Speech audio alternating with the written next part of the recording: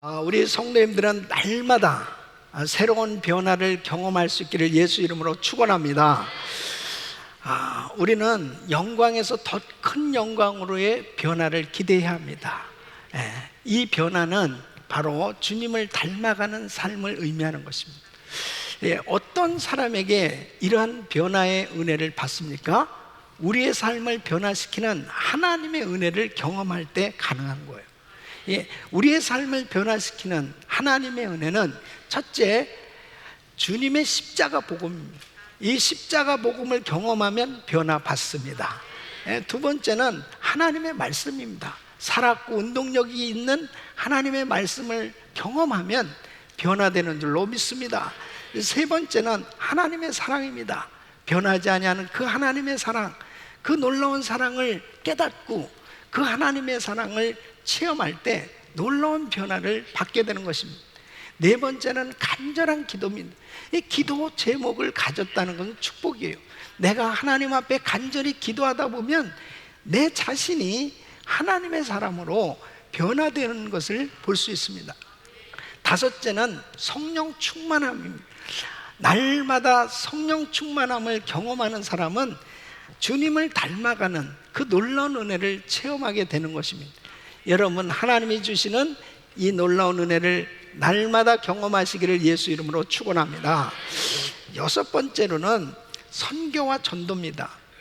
이 선교와 전도는 사실 어찌 보면은 우리가 복음을 전할 때 복음을 듣는 사람이 변화를 받지요.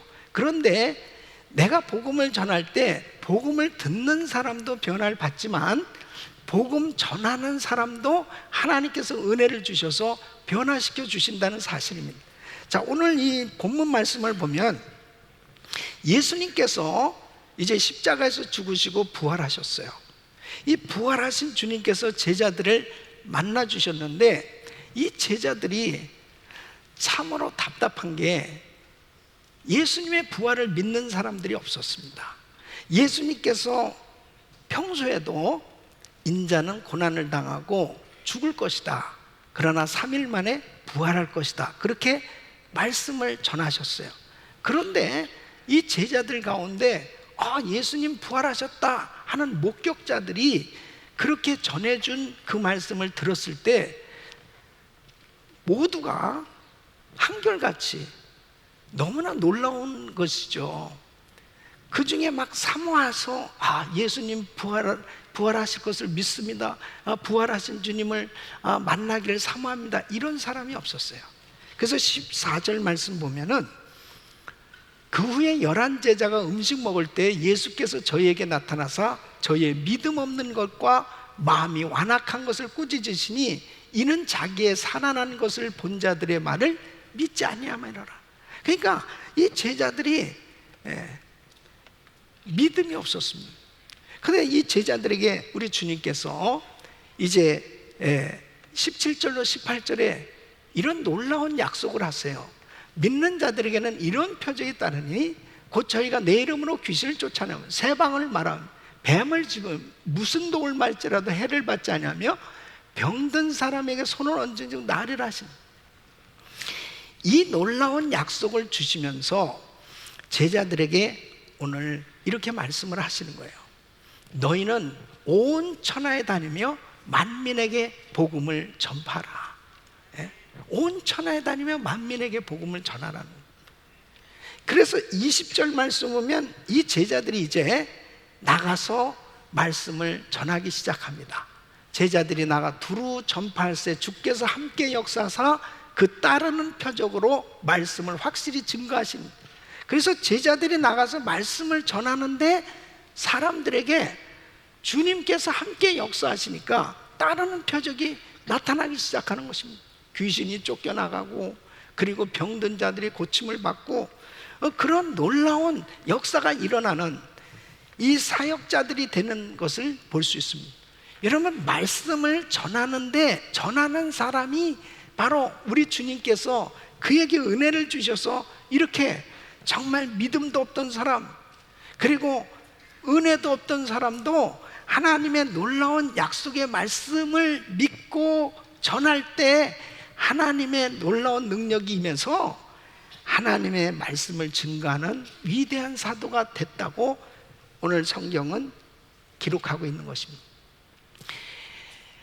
우리 교회도 마찬가지입니다. 우리 교회가 처음에 선교하는 교회로 그렇게 시작을 했지요. 근데 사실 우리 교회에 선교에 불이 붙기 시작한 것은 1988년도에 베네수엘라에 선교사로 파송을 받으셨던 김순성 선교사님이 계세요. 이분은 이 아자쿠초 마을에서 그곳에서 거주하면서 야노마미족, 그러니까 당시에 옷을 벗고 사는 그 미전도 종족들에게 선교를 하셨습니다. 정말 그곳까지 가는 게 너무너무 어려운 그런 일이었습니다. 그 모터보트를 타고 그 강을 거슬러서 올라가서 선교를 했는데 그만 사고로 인해 가지고 순교를 하시게 되었습니다. 그래서 그때 우리 김광신 목사님과 우리 성도들이 이제 선교사님이 그곳에서 돌아가셨으니까 그곳을 방문한 거죠. 가셨는데 뭐 온통 뭐 모기와 그런 곤충들에게 물려가지고 정말 뭐 머리부터 발끝까지 다 물리신 거예요. 그러니까 그렇게 그 선교지를 경험하죠. 그 다음에 또 우리 성도들하고 또 그 현장을 방문해 장례식도 치러야 되고 그곳에 사역을 위해서 그곳에 가셨는데 교회 이 온도가 달라진 거예요. 교회 얼마나 그 선교지를 위해서 뜨겁게 기도하고 그 다음에 성도들이 은혜를 받았는지 젊은 집사님들 5명이 그 오지 베네수엘라에 내가 선교사로 가겠습니다. 그렇게 그때 당시 파송을 받게 됩니다. 그러면서 교회는 책상에서 선교하는, 이론적으로 선교하는 그런 선교할 마음만 가지고 있는 그런 정도로 하는 것이 아니고 이제 담임 목사님이 직접 선교 현장을 다니면서 이제 사역을 하기 시작합니다. 그 교회가 온통 이 선교하는 분위기로 바뀌어지기 시작하는 것을 그때 당시에 저는 경험을 했습니다. 영원히 잊지 못할 그런 우리 교회의 큰 그 선교 사역의 전환점이라고도 볼 수 있고, 이렇게 뜨겁게 하나님 앞에 선교하면서 하나님이 주신 축복 가운데 한 가지는 바로 1994년도 그리스 페스티벌 모스크바 올림픽 스타디움을 빌려서 그때 우리 그리스 페스티벌을 갖게 되었습니다. 우리 미국에서 교회에서 거의 600명의 팀 멤버가 참석을 합니다. 그래서 그때 전용기 2대를 빌려가지고 렌트를 해서 그 비행기를 타고 모스크바까지 간 거죠. 그때 저는 승무원들이 사용하는 마이크를 들고 비행기 안에서 말씀을 전하고 그 다음에 우리 찬양팀들하고 같이 찬양하면서 모스크바까지 간 거예요. 그때 얼마나 우리 성도들이 충만해졌는지 모릅니다. 그때 13,000명이 모였잖아요. 그 올림픽 스타디움에서 정말 성령님의 임재를 경험하면서 하나님께서 이렇게 역사하시는구나. 그 현장에 있었던 성도들은 선교가 얼마나 중요한 것인가, 우리가 그분들 은혜 받게 하려고 봉사하려고 갔지만 우리들이 큰 은혜를 받고 돌아온 것을 기억을 합니다. 재미난 사건은 그때 많은 기자들이 크리스찬 뭐 신문에서도 가고 또 일반 기자들도 가서 취재로 갔는데 그 중에 한 청년이 이 한국일보 기자로 그곳에 가서 취재를 하러 갔다가 은혜를 받았어요. 그 은혜를 받고 헌신을 하게 됐습니다. 그래서 모스크바 은혜신학교에 입학을 했습니다. 그 입학해서 공부하는 가운데 러시아 자매를 만나서 결혼을 하게 됐습니다. 그 사람이 백승환 선교사입니다. 지금 아르메니아에 지금 선교하고 있죠. 여하간 하나님께서요 진짜 이 선교 사역을 하려고 할 때 하나님은 그 사역에 동참했던 사람들을 그렇게 복을 주시는 걸 볼 수 있습니다. 여러분, 우리 교회는 그 후로 정말 엄청난 선교 사역에 열매를 맺게 해주셨고, 또 구소련 지역에 2,000개가 넘는 그런 교회들이 세워지는 놀라운 은혜를 부어주신 줄로 믿습니다. 우리 주님께 감사합니다. 할렐루야, 감사합니다. 선교에 동참했을 때 선교에 눈을 뜨게 해주셨고, 이 선교의 열정을 불어넣어 주셔서 헌신해서 귀한 사역을 감당할 수 있도록 하나님께서 은혜를 주셨습니다. 이번에도 제가 지난 주간에 필라델피아 안디옥 교회에 있었던 세계 전문인 선교사대에 말씀을 증거하러 갔습니다. 저를 이렇게 라이드 해준 집사님이 그러는 거예요.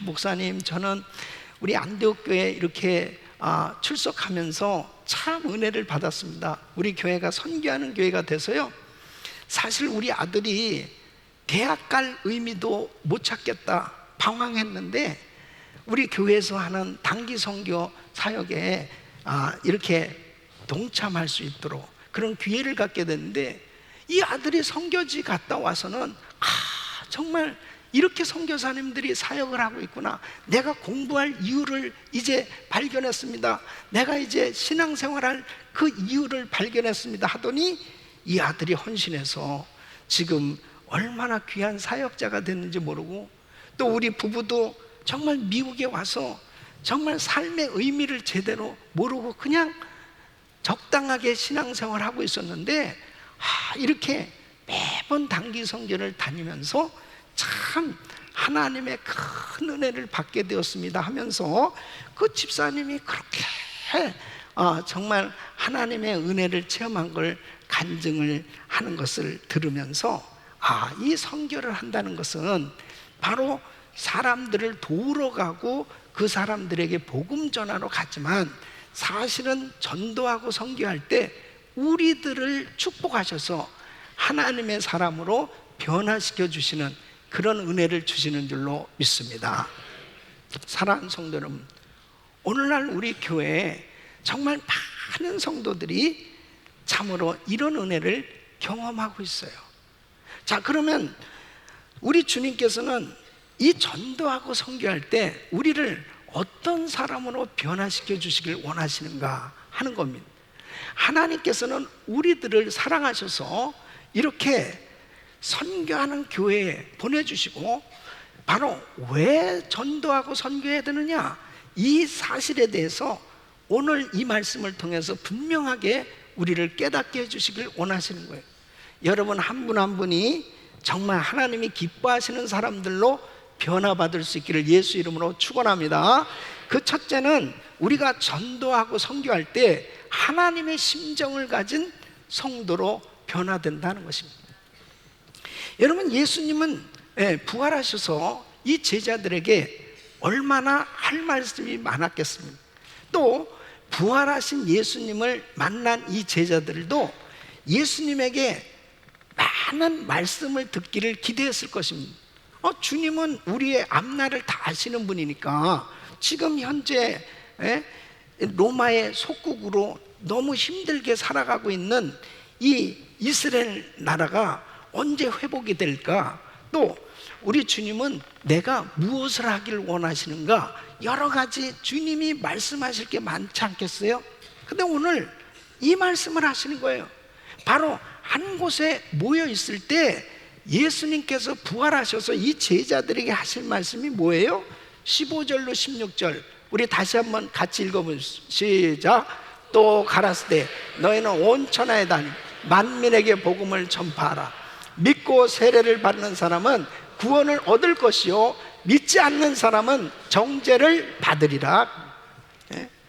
마태복음 28장 19절로 20절 그러므로 너희는 가서 모든 족속으로 제자를 삼아 아버지와 아들과 성령의 이름으로 세례를 주고 내가 너희에게 분부한 모든 것을 가르쳐 지키게 하라.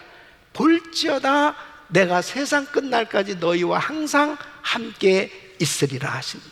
그러니까 주님께서는 다른 것보다도 교회 사명의 핵심은 이 복음을 전하는 거라는, 이 전도하고 선교하는 것이 바로 성도의 사명이다, 다른 말씀을 하실 수도 있는데, 우리 부활하신 주님께서 가장 중요하게 여기셔서 하신 말씀이 뭐냐? 주님의 심정은 멸망당할 그 영혼을 안타깝게 여기시면서 누구가 가서 이 복음을 전해줘야 되지 않겠냐, 이 복음을 전해줘야 된다는 거예요. 이 복음 전하는 일을 가장 중요하게 생각하고 계시다 하는 것입니다. 베드로후서 3장 9절에 보면 주의 약속은 어떤 이에 더디다고 생각하는 것 같이 더딘 것이 아니라 오직 너희를 대하여 오래 참으사 아무도 멸망치 않고 다 회개하기에 이르기를 원하시는. 그러니까 이 땅에서 멸망당할 영혼들을 안타깝게 여기시는 그 주님, 그 간절한 마음은 바로 그 안타깝게 죽어가는 그 영혼들이 구원받기를 원하시는. 그래서 주님은 그들이 다 회개하고 주님 앞에 돌아오는 것을 우리 주님께서 기다리고 계시다는 거예요. 우리 사랑하는 성도 여러분, 정말 우리 주님의 이 심정을 바로 이해하는 것이 얼마나 중요한지 모릅니다. 그 심정을 이해하는 것은 전도하고 선교할 때 주님의 마음을 이해할 수 있는. 누가복음 19장에 보면은 예수님께서 에루살렘에 입성하셨습니다. 그 에루살렘에 입성하셔서 주님이 막 우시는 거예요. 아니, 그 에루살렘 그 견고하고 웅장하고 화려하고 대단한 그 에루살렘 성을 바라보면서 왜 우리 주님께서는 우시는가? 제자들은 이해할 수가 없었습니다. 주님 왜 우시죠? 마태복음 23장 37절 보면 에루살렘아 에루살렘아 선지자들을 죽이고 내게 파송된 자들을 돌로 치는 자여, 암탉이 그 새끼를 날개 아래 모음같이 내가 내 자녀를 모으리한 일이 몇 번이냐? 그러나 너희가 원치 아니하였도다. 주님께서는 그 에루살렘 성을 바라보시면서 저들이 주님의 그 귀한 말씀을 받아들이지 못하고, 그리고 그 말씀 전하는 선지자들을 오히려 핍박하고 죽이면서 그 주님의 그 심정을 이해하지 못하고 살아가는 그 에루살렘 그 백성들이 앞으로 멸망당할 걸 보시면서 우신 거예요. 돌 위에 돌 하나 남김없이 다 무너질 겁니다. 그것을 바라보시면서 주님이 우셨던 것입니다. 여러분, 역사적으로 보면 AD 70년에 로마의 디도 장군에 의해서 이 이스라엘은, 예루살렘은 멸망받게 됩니다. 그때 돌 위에 돌 하나 남김없이 모조리 다 성이 파괴된 것을 볼 수 있습니다. 오늘날도 마찬가지입니다. 여러분, 이 껍데기가, 이 겉사람이 어느 대학을 나왔느냐, 그 사람이 얼마나 많은 재산을 가지고 있느냐, 명예를 가지고 있느냐, 그 사람의 이 겉모습을 보면서 사람들은 판단해요. 그러나 그 사람이 만일 예수를 믿지 않는다면 그 영혼은 어디로 가느냐 말이에요. 그 영혼은 지옥에 가는 거예요. 지옥불에 들어가서 영원토록 고통당할 것을 생각합니다. 지금도 주님은 울고 계신 거죠. 지금도 주님은 울고 계신 거예요. 사람들은 그 화려한 외모, 화려한 이 겉사람에 관심이 많아요. 그러나 진짜 그 속사람이 구원을 받았느냐? 그 속사람이 구원을 받지 못했으면 그 사람은 얼마 안 있으면 영원한 지옥에 들어가서 고통을 당한다니까요. 그것을 주님은 아시기에 지금도 울고 계시다는 거예요. 한국의 어떤 선교사님이 선교지에서 불행한 일을 당했습니다. 아들을 잃게 됐습니다. 망연자실해서 그 아들을 붙들고 웁니다. 너무너무나 슬퍼서 통곡하고 울고 있는 이 선교사님에게 하나님께서 이런 음성을 들려주십니다. 내가 내 아들을 잃어 슬퍼하냐고. 나 역시 잃어버린 저 영혼들을 바라보며 슬퍼한다. 그렇게 주님이 말씀을 하시더랍니다. 지옥 가는 영혼들을 바라보면서 우리 주님은 지금도 울고 계신 거예요. 이 주님의 심정을 이해할 수 있는 것은 다른 것이 아닙니다. 복음을 전할 때 이해할 수가 있어요. 여러분, 우리가 전도해 보세요. 어떤 사람은 꽉 전도지를 집어던집니다. 제가 한번 마켓에 가서 전도지를 들고 전도를 한대요. 확 치더라고. 그때 그냥 내가 화가 싹 나면서 지옥이 나가라 그렇게 얘기를 하고 싶은 생각이 안 들겠어요? 아니 좋은 전도지를 주는데 왜 싫어하냐 말이에요. 그런데요, 그 순간에 쫙 잠시 그냥 기분이 안 좋았는데 그 순간에 딱 내 마음에 감동이 왔습니다. 옛날에 너도 그랬잖아. 그게 저는 더 했죠. 예. 근데 주님을 만나고 나니까요, 그 사람이 너무 그렇게 안타까운 거예요. 너무너무 막 안타까운 거예요. 예? 우리 가족들도 주님을 제가 처음 만나고서 우리 가족들 보니까 너무너무 안타까운 거예요. 예수 안 믿고 사는 우리 가족들 보니까 이거 다 지옥 가게 생긴 거예요. 너무너무 안타까운 거예요. 여러분, 전도를 해봐야 주님의 심정이 이해되더라고요.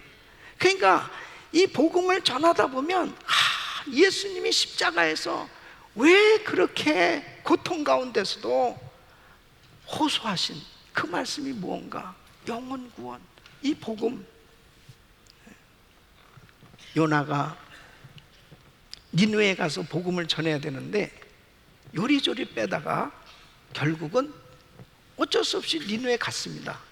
근데 이 니느웨 사람들에 대해서 이스라엘 사람들은 반감을 가지고 있어요. 너무나 역사적으로 당했기 때문에 마치 우리 한국 사람이 일본 사람에 대해서 좀 안 좋게 생각하는 건 36년간 너무나 압박을 받았기 때문에, 압제를 당했기 때문에 안 좋은 거예요.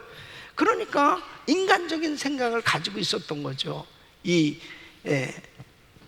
요나도 뭐 그냥 니느웨 그냥 망하든 말든 뭐 모르겠다. 그 왜 내가 그곳에 가서 복음을 전해야 되나? 근데 40일이면은 이 성은 무너집니다, 망합니다. 이것을 전하라는 거예요. 그래서 뭐 마음에 내키지도 않는 그 복음을 전한 거죠. 그냥 하나님이 전한 거죠. 그런데 하나님이 역사하시기 시작하는 거예요. 이 말씀을 듣자마자 니느웨 사람들이 왕부터 동물까지 막 금식을 하고 그 회개하는 역사가 일어난 거예요. 그러나 어쨌든 요나는 자기 사명은 다 감당한 거죠. 이제 어떻게 되나 두고 보자 하고 이렇게 보고 있었던 거죠. 그런데 하나님이 이 니느웨 사람들이 회개하고 돌이키니까 하나님이 심판을 안 하시는 거예요. 그 심판을 거두시고 오히려 그들을 구원해 주신, 그때 이 요나가 화가 났습니다. 요나서 4장 10절로 11절 보면 여호와께서 가라사대 내가 수고도 아니하였고 배양도 아니하였고 하룻밤에 났다가 하룻밤에 망한 이 박농쿨을 내가 아꼈거든. 하물며 이 큰 성 니느웨는 좌우를 분변치 못하는 자가 12만여 명이요 육축도 많이 있나니 내가 아끼는 것이 어찌 합당치 아니하냐. 니느웨 성에 사는 12만 명의 영혼들을 우리 하나님께서 불쌍히 여기신 거죠. 여러분, 하나님은 세상의 악한 자들의 영혼마저도 불쌍히 여기셔서 회개하고 돌아오기를 원하시는 줄로 믿습니다. 이게 하나님의 심정이에요. 어느 누구도 하나님은 구원받기를 다 기다리고 계시다는 거예요. 저는 제가 예수님을 만나고 난 다음에요, 기도 제목이 생긴 게 뭐냐면 영혼이 보여지기 시작하는 거예요. 사람들의 영혼. 그러니까 저 사람 구원 받았을까? 저 사람 구원 받았을까? 그것이 자꾸 생각이 되기 시작하는 거예요. 그래서 이 사람이 구원을 받지 못했다 싶으면은 어떻게든지 복음을 전하고 싶은 이 마음이 막 열정이 생겨진 겁니다. 그러면서 하나님 앞에 이렇게 저절로 기도하게 됐어요. 하나님, 이 세상에서 가장 많은 불신자를 주님께 인도하는 주의 종이 되게 하여 주시옵소서. 이 세상에서 내가 유명해지고 이 세상에서 무슨 큰 교회를 목회하는 그런 목회자가 되기를 소원한 게 아니고요, 저는 주님을 만나면서부터 생각되어진 게 불신자들을 주님께 인도하는 주의 종, 가장 많은 영혼들을 주님 앞에 인도하는, 이 복음을 많은 사람한테 전하는 그러한 복음 전도자가 되게 하여 주시옵소서. 주님의 심정을 깨닫고 나니까 저절로 이 기도가 되더라고요. 예? 제가 목회를 이제 30년 하니까요, 제가 이렇게 성도들을 쫙 보잖아요. 그러면 영혼이 보인다니까, 영혼이. 그래서 이렇게 성도들을 바라보며 제가 설교하고 있잖아요. 근데 진짜 주님을 만난 그 영혼은 그 영혼이 살았어요. 그 영혼이 막 하나님을 찬양하고 기뻐하고 감격하고 감사하고 그 영혼이 하나님을 향하여 하나님과 교제가 이루어지는 그런 영혼이 잘된 사람도 있고, 어떤 사람은 전혀 뭐가 뭔지 몰라.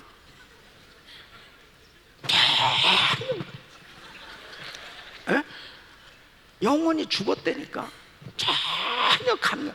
여러분, 시체를 아무리 때려봐요, 시체를 아무것도 느끼지 못해요. 구원받지 못한 영혼을 바라보잖아요. 안타까운 마음이 막 이 마음에 한 사람이라도 우리 교회에 나온 모든 성도들이 전부 구원받아야 될 줄로 믿습니다. 한 사람도 지옥 가는 사람이 없어야 돼요. 교인은 될 수 있어요. 처치 멤버는 뭐 교회 나오면 그냥 처치 멤버는 될 수 있어요. 그러나 진짜 리얼 크리스천이 돼야 됩니다. 오늘 밤 이 세상 떠나도 천국 갈 수 있고, 내가 어떤 말씀을 가지고도 확실하게 나는 하나님의 자녀다, 이런 분명한 확신을 가질 수 있는 영혼이 잘된 하나님의 자녀들이 될 수 있기를 예수 이름으로 축원합니다.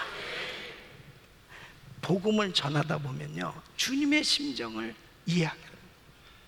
저는 어제도 주말 수양에 인도하면서 한 사람 한 사람 성령 충만 받도록, 은혜 받도록 안수기도 하려면요, 이 허리가 끊어지는 것 같죠. 예? 아니, 땀을 뻘뻘 흘리면서 내가 굳이 그렇게 할 필요가 뭐가 있어요? 아니, 요즘 세상에 뭐 교회 말이에요, 그냥 편안하게 교회 와서 잠이나 한숨 푹 자고 가도록 그렇게 그냥 가만 내비로 두는 교회가 좋은 교회 아니에요? 그런 교회들을 선호하잖아요. 우리 같이 막 흔들어대고 그러면 자는 사람 깨우면 신경질 나는 겁니다. 이 교회 못 다니겠네, 진짜 이상한 교회 아니야 이거, 왜 이렇게 자꾸 깨워. 그러니까 어제도 내가 뭐하러 그렇게 땀을 뻘뻘 흘리면서 그렇게 기도해 줄 이유가 뭐예요? 뭐하러 그래요? 근데 주님의 그 심정을 깨달으니까 이 성도도 은혜 받으면, 성령 충만 받으면 얼마나 기뻐하고 좋을까. 그래서 신앙이 막 살아서 정말 하나님 앞에 더 열정적으로 신앙생활 하는 그 성도님이 되도록 하나님 은혜를 베풀어 주시옵소서.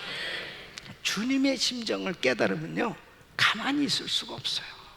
예? 가만히 있을 수가 없어.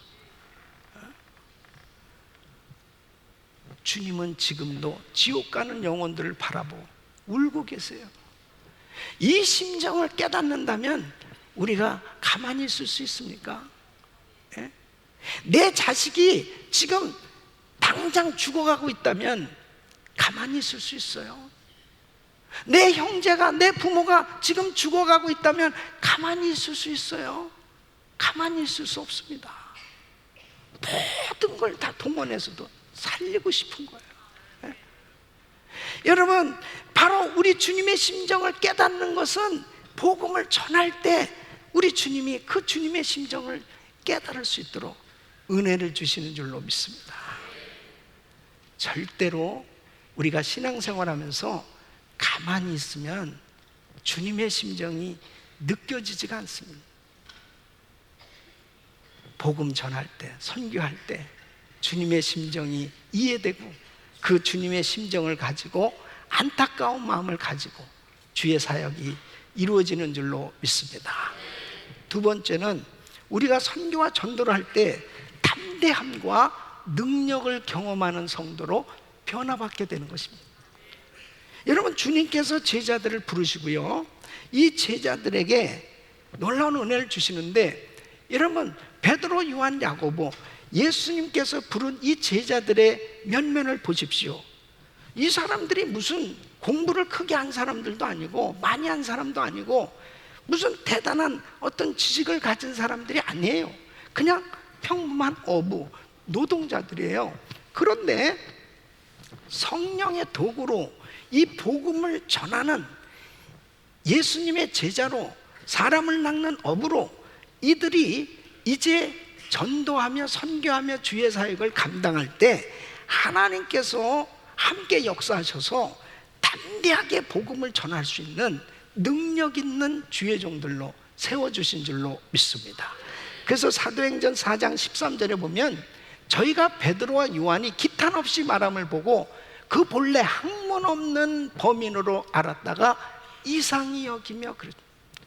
또 그 전에 예수와 함께 있던 줄도 알고, 예수님과 함께 다녔던 저 친구들 말이야, 아니 정말 평범한 친구들인데, 이야, 어떻게 저렇게 말씀을 잘 전하지? 바로 성령님께서 그 입술에 말씀을 담아주셔서 말씀을 전할 수 있는, 그것도 담대하게 복음을 전할 수 있는 능력자로 세워주신 줄로 믿습니다. 여러분, 우리가 부족해도 복음을 전하려고 하면 하나님께서 능력을 주시는 거예요. 예? 사도 바울도 에베소 교회 성도들에게 자기를 위해서 이렇게 기도해 달라고 부탁합니다. 에베소서 6장 19절로 20절 보면 또 나를 위하여 구할 것은 내게 말씀을 주사 나로 입을 벌려 복음의 비밀을 담대히 알리게 할 것이니 이 일을 위하여 내가 쇠사슬에 매인 사신이 된 것은 나로 이 일에 당연히 할 말을 담대히 하게 하려 하심이니. 엄청난 핍박을 받으면서 사역을 할 때 얼마나 두렵겠어요. 아니, 사도 바울이 다니면서 사역을 할 때 막 프랭카드를 붙이고 막 배너를 붙이고 막 웰컴, 환영합니다 막 그러면서, 그런 곳이 없어요. 지금의 그 터키 땅이죠. 지금도 가서 사실 무슬림 지역에 가서 전도한다는 것은 진짜 목숨 내놓고 하는 일입니다. 정말 어려운 거예요. 중동 지역에서 복음 전하는. 지금이나 사실 사도 바울 시대도 마찬가지예요. 그러니까 돌이 날라왔다니까요. 그래서 다 죽을 뻔한 것이 몇 번인지 몰라요. 그리고 감옥에 갇히고 그렇게 어려움을 당하면서도 사도 바울은 어떻게 이렇게 정말 그 어려움을 극복하고 담대하게 복음을 전했느냐? 전도하려고 할 때 하나님이 함께 해주신 거예요. 전도하려고. 그러니까 귀신이 쫓겨나가고요, 병자가 고침을 받고, 그리고 죽은 자도 살아나는 이런 역사들이 사도 바울이 사역할 때 이런 놀라운 역사가 일어나기 시작한 겁니다. 하나님이 함께 하시는 줄로 믿습니다. 그러니까 디모데도 정말 유약한 청년이었습니다. 그래서 사도 바울의 동역자로 바울이 불렀어요. 그래서 함께 사역하면서 이 디모데가 변화를 받는데, 와, 나중에는 정말 바울이 믿고 맡길 수 있는 그런 능력 있는 사역자로 하나님이 축복해 주신 걸 볼 수 있습니다. 우리 사랑하는 성도 여러분, 복음을 전할 때 하나님께서 함께 역사하셔서 담대하게 복음을 증거할 수 있는 그런 능력이 임하는 줄로 믿습니다. 주님이 역사하십니다. 우리 교회에서 파송받은 우리 선교사님들을 생각해 보면요, 저는 뭐 우리 교회 초창기에 일기 우리 선교사님들 파송 받을 때부터 제가 다 아는 사람들이니까, 예? 많은 선교사님들이 있어요. 그 중에 제가 말씀을 준비하면서 참 떠오르는 선교사님이 누구냐면, 정준규 선교사님인데, 이 하바rov스크에 가서 사역하셔서 지금 이제 천국에 가셨는데, 정준규 선교사님을 제가 처음에 딱 교회에서 만났을 때 콧수염을 기른 1.5세 아저씨였습니다. 근데 예수님을 딱 영접하고 은혜를 받고 난 다음에 처음으로 한 것은 콧수염을 깎았다는 사실이에요. 그리고 열심히 신앙생활하면서 미디어 팀에서 카메라를 잡고 열심히 봉사를 했습니다. 그러다가 이제 은혜를 받고 신학교를 갔어요. 그래서 신학교 가서 또 교회에서 사역하면서도 만나면 다 전사님 기도해 주세요, 전사님 기도해 주세요. 그 얼마나 뜨겁게 그렇게 열심히 신앙생활하는지 몰라요. 그러다가 이제 구소련 문이 열리면서 우리 김광신 목사님께서 정집사 하바rov스크로 가라고, 그래서 집사님이 선교사로 가게 된 거예요. 제가 샌디에고 갈보리 교회에서 그때 목회하고 있을 때 우리 선교팀들 데리고 처음 하바rov스크에 가서 전도 집회를 하게 됐습니다. 가서 보니까 와, 교회에서 배운 게 기도잖아요. 그러니까 그 처음에 교회를 집사님이 교회를 개척해가지고 그렇게 사역을 하니까 뭐 러시아 말을 할 줄 압니까? 통역이 뭐 변변한 그렇게 통역이 잘 됩니까? 그러니까 그냥 부부가 얼마나 열심히 그렇게 기도를 하는지, 사역을 하면서 야간 기도하면 귀신이 쫓겨나가고 병자가 고침을 받고, 그러니까 이 교회에 들어오는 사람들마다 막 변화받기 시작하는 거예요. 그런 역사들이 막 일어나는 거예요. 그것은 너무너무 감격스럽더라고요. 나는 그 선교사님만 보면 콧수염 기른 것만 자꾸 생각이 나는 거예요. 어느 날 그런 목사님, 과거를 묻지 마세요. 능력의 종이 돼 있는 거예요. 능력의 종이. 여러분 보세요. 복음 전하려고 하니까 하나님이 능력을 주시더라고. 하나님께서 은혜를 주셨어요. 얼마나 아름다운 사역을 이뤘습니까? 정말 엄청난 그런 역사를 이뤘잖아요. 정말 자랑스러운 선교사가 된 거예요. 그러니까 참 우리가 우리 실력으로 뭐를 이루려고 하는 게 아니고, 복음 전하려고 하면, 선교하려고 하면, 전도하려고 하면 하나님께서 함께 하셔서 놀라운 능력을 주시고 담대한 전도자로 세워주신 줄로 믿습니다. 우리 교회에서도요, 인도 단기 선교 가잖아요. 우리 EM의 우리 청년들, 우리 대학생들도 와, 이렇게 미국에 살기 좋은 이런 환경 속에서 지낸 아이들인데도 그 오지에 가서도 너무너무 사역을 잘합니다. 정말 그곳에 가서 뭐 이 어린 여학생들도 담대하게 마을에 다니면서 막 이 복음을 전하는데, 복음 전할 때 막 귀신이 쫓겨나고, 그러니까 막 귀신이 드러나니까 서로 놀래는 거야. 그 사람도 놀래고 우리 학생들도 놀래고 같이 막 이런 역사들이 일어나는 거예요. 이번에도 우리 단기 선교팀들 통해서 놀라운 역사가 일어날 줄로 믿습니다. 인도 신학교 보세요. 인도 신학교. 여러분, 인도는 카스트 제도가 있잖아요. 우리 학생들 솔직히 카스트 제도 가운데 불가촉 천민 계급인 학생들이 많아요. 그런데 이 청년들이 우리 신학교 와가지고 진짜 주님의 은혜를 체험하고 변화를 받으니까, 우리 이번에도 단기 선교팀 가잖아요. 우리 선교팀들하고 같이 그 마을에도 가고 자기 살던 고향에도 가고 또 다른 지역도 가는데, 가서 그동안에 이 신학교에서 배운 대로 복음을 전하고 안수하니까 막 병자가 고침을 받죠. 역사가 막 일어나기 시작한. 그 마을 사람들은 와, 이 청년이 아니 과거에 이런 아이가 아니었는데 이런 변화가 일어난, 너무너무 감격스러운 그런 간증들이 많습니다. 그래서 교회들이 세워지고요, 1기에서 37명이 졸업해서 32명이 교회를 개척했잖아요. 그 청년들입니다. 그러니까 바로 전도하고 선교하려고 하면 하나님께서 함께 하셔서 능력을 주시고 담대하게 복음 전하게 하신 줄로 믿습니다. 여러분, 우리 집사님들도 담대하게 이 복음 들고 정말 주변에 아직도 복음을 깨닫지 못한 사람들에게 이 복음을 전해야 돼요. 이 복음 증거해야 됩니다. 복음을 전할 때 그 사람들도 은혜 받지만 복음 전하는 나에게 더 뜨거운 은혜가 임하는 줄로 믿습니다. 그래서 내가 성령 충만하지 않으면 전도지 들고 나가야 돼요. 목사님, 내 요즘 그냥 이렇게 기도도 안 되고, 그리고 나 이거 좀 시험이 돼서 신앙생활 하기가 참 어렵네요, 그러잖아요. 그러면 전도지 들고 나가면 돼. 전도지 들고 가서 저도 사실 뭐 시험 들었어요, 이런 말 하겠어? 거기 가서 예수님 전해야지. 예수님 전하다 보면 자기가 막 뜨거워지는 거예요.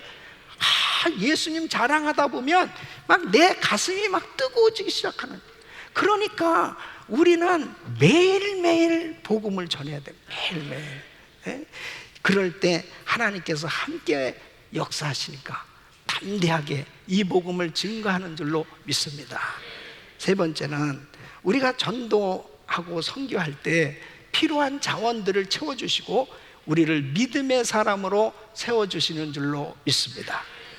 여러분 보세요. 사도 바울은 선교할 때 하나님께서 자신에게 경험해 주신, 경험케 하신 그 놀라운 삶의 변화를 이렇게 간증하고 있습니다. 빌립보서 4장 11절로 13절, 내가 궁핍함으로 말하는 것이 아니라 어떤 형편에든지 내가 자족하기를 배웠노니 내가 비천에 처할 줄도 알고 풍부에 처할 줄도 알아. 모든 일에 배부르며 배고픔과 풍부와 궁핍에도 일체의 비결을 배웠노니 내게 능력 준 자 안에서 내가 모든 것을 할 수 있느니라. 바울은 선교 사역하면서 정말 힘들고 어려운 그런 환경에 처할 때도 있었고, 그리고 정말 여유로운 그런 좋은 환경에 있을 때도 그런 환경에 처할 때도 있었지만, 그는 깨달아진 것이 뭐냐면 그때그때마다 하나님이 다 필요한 것들을 공급해 주셔서 부족함이 없었다는 것입니다. 여러분, 복음 전하려고 할 때 어떤 환경 가운데에서도 하나님께서 채워주시고 책임져 주신 줄로 믿습니다. 그래서 우리 예수님께서 제자들에게 이제 전도를 내보냈습니다. 전도를 내보내실 때 뭐 가지고 막 모든 거 뭐 그냥 준비 다 해가지고 그렇게 보내시지도 않았어요. 그냥 복음 들고 나가게 했는데, 돌아온 전도 여행 갔다 돌아온 제자들에게 이렇게 물어보십니다. 누가복음 22장 35절, 저희에게 이르시되 내가 너희를 전대와 주머니와 신도 없이 보내었을 때에 부족한 것이 있더냐? 가로되 뭐라 그래요? 없었나이다. 부족한 것이 없. 여러분, 우리가 주님의 일을 하려고 하면, 복음 전하려고 하면 하나님의 건강도, 하나님의 시간도, 하나님께서 물질도 능력도 다 채워주시는 줄로 믿습니다. 지난 36년간 우리 교회는 정말 선교 사역을 위해서 올인했습니다. 어떤 면에서 보면은 힘에 지나도록 그렇게 선교를 위해서 헌신했습니다. 23년 동안 자체 성전이 없었습니다. 우리가 학교 건물을 빌려서 그곳에서 사역하며 교회가 자체 성전도 없이 수백만 불씩 계속 해외 선교를 계속 해온 거예요. 어쩌면은 노력에 있는 학교 건물 그곳에서 쫓겨나지 않았으면은 계속 우리는 그냥 자체 성전 없이 렌트 살면서 똑같이 선교를 했었을 거예요. 근데 그곳에서 쫓겨난 게 하나님의 은혜예요. 쫓겨났기 때문에 여기까지 온 거예요. 어느 날 제가 이제 뭐 속 얘기를 하는 거예요. 비화를 얘기합니다. 비화를. 제가 샌디에고에 있을 때 김광식 목사님께서 전화를 하셨어요. 한번 올라와라. 그래서 왜요? 그랬더니 건물을 보러 다니신다는 거예요. 건물. 이제 내 때는 그냥 이렇게 렌트 살았지만 후임자 다음 세대는 이제 아무래도 성전이 있어야 되겠다. 그래서 그때 당시 뭐 이제 디즈니랜드 앞에 멜로디랜드 그 미국 교회 빌려가지고 오후 예배를 드리니까, 여러분 남의 새빵 살아보면 알지만은 미국 교회 빌려서 김치를 먹을 수 있어요. 뭐 또 우리 자녀들이 얼마나 극성입니까? 그냥 그 교회 아이들이 해놓은 거 막 다 찍고 막 그냥, 그러니까 아주 눈치 보는 거죠. 그러니까 이게 참 새빵 사는 게 힘든 거죠. 이제 교회당을 이제 세워야 되겠다. 그래서 저 옆에 교회 그 건물을 처음 봤습니다. 그게 이제 이렇게 문 닫은 공장 건물이에요. 이것도 좋은데요. 그랬더니 이거는 쩍 닫고 그러시더라고요. 그래서 이제 어디로 데려갔냐면요, 여기 휴스 컴퍼니가 그때 문을 닫았잖아요. 휴스 컴퍼니. 그 어마어마한 그 회사 건물입니다. 거기 파킹장에 딱 쓰더니 이렇게 말씀하시는 거예요. 70에이커만 사자. 70에이커. 여러분 7에이커가 아니고 70에이커. 70에이커를 사서 여기다가 교회를 하자는 거예요. 그래서 제가 그랬습니다. 목사님 돈 있으세요? 없다고. 그러면은 아니 어떻게 이렇게 좋은 건물 뭐 큰 것만 보러 다닙니까? 그러니까 딱 이렇게 말씀하시는 거예요. 우리 그동안에 저 천국의 세이빙 어카운트에 그동안에 많이 이제 저금했잖아. 이제 찾아 쓸 때가 되지 않았나 그러시더라고. 그래서 둘이 또 거기서 70에이커 달라고 막 또 붙들고 기도했어. 근데 하나님이 이렇게 좋은 곳을 주신 줄로 믿습니다. 하나님께 감사합니다. 하나님 감사합니다.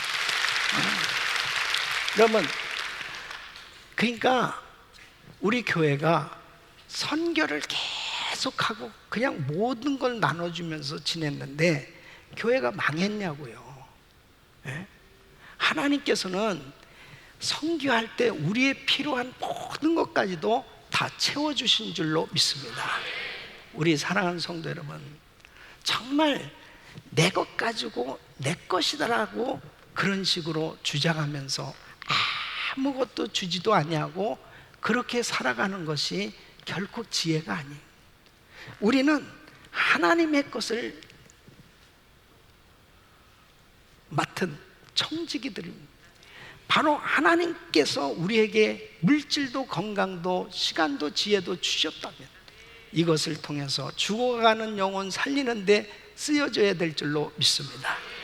그럴 때 하나님께서 내가 그 영혼 구원하는 일을 위해서 헌신할 때 우리 주님은 다 그걸 기억하고 계시더라고요.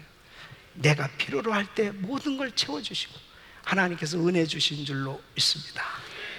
우리 한번 영상을 보도록 하겠습니다.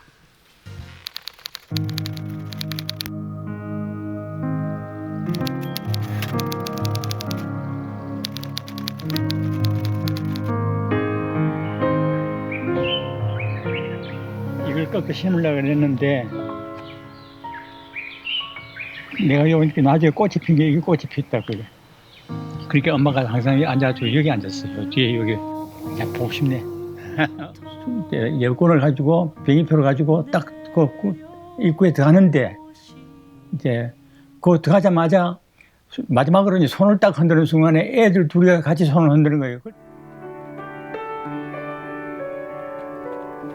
그때는 아버지 엄마가 말했거든요. 선교하러 간다고. 근데 그때는 I was so young, like so I was in high school, so I didn't. 그렇게 아주 기쁘게 들어갔는데 마지막에 엄마가 그냥 like she held on to the wall and she wouldn't leave until my dad had to pull her. 그러나 하나님이 그런 것도 다 맞게 해주고 다 해가지고 나중에 애들이 너무너무 잘 컸는데 그네는 그때 내가 2년 후에 들어오니까 힐튼 호텔에 웨이터가 되어 있더라고요. 또 저은애는 군인에 가버렸어. 그래서 그 군인에 가서 22년 동안 군대 생활을 하고 나오고 EM 목사가 되어가지고 지금 사역 잘하고 있습니다. It may seem like they are alone, but this circumstance is only temporary. There is something greater that God has in store. That's something that I've learned. 예, 그렇게 묻더라고요. 자기가 어쩌면 선교를 나갈지 모르겠다고. 딱 그 소리 듣는 순간에 너무너무 슬퍼서 눈물이 나더라니까. 자, 아내 떠나버리고 아들 떠나버리고 다 떠나버리고 나는 어떠한 싶은 순간에 꼭 왜 어린애들이 그때 내가 애들 둘을 떨어뜨려놓고 내가 선교지를 가던 생각이 딱 나더라고요.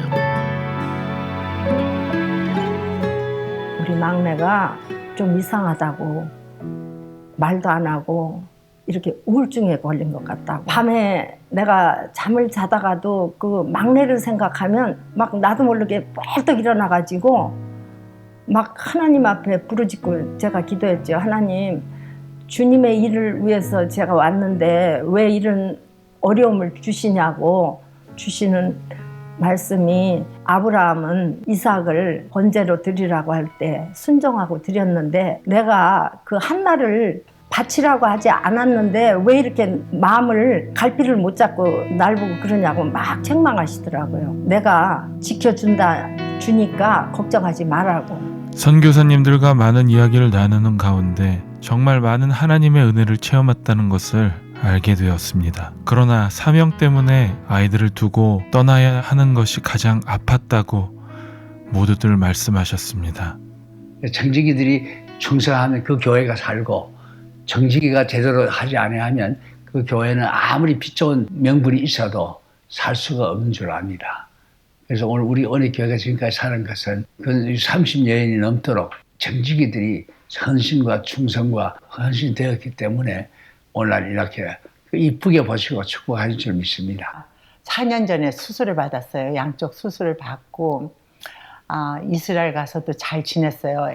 갑자기 이제 인펙션이 와가지고 이제 갑자기 다리가 붓고 검사 받고 거기서 수술 받고 했는데 그때처럼 어려운 게 없는 게 이스라엘은 진짜 아무도 모르는 광야 같은 거기서 막 내가 본교에다가도 좀 미안하지만 12월 달까지 좀 사역비 좀 땡겨 보내주시면 근데 다행히 또 본교에서 보내주셨는데 나중에 알고 보니까 청지기하고 반반 이렇게 들었는데 나는 혼자가 아니구나.